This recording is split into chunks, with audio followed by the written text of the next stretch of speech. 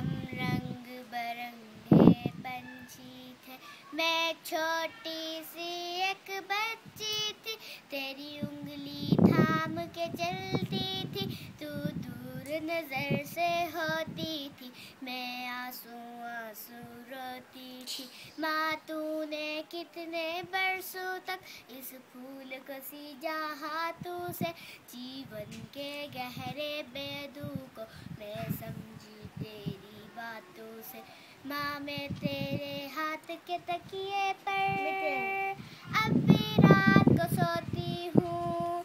माँ मैं छोटी सी बच्ची हूँ, तेरी याद में अब भी रोती हूँ। माँ तुझे सलाम, माँ तुझे सलाम, माँ तुझे सलाम।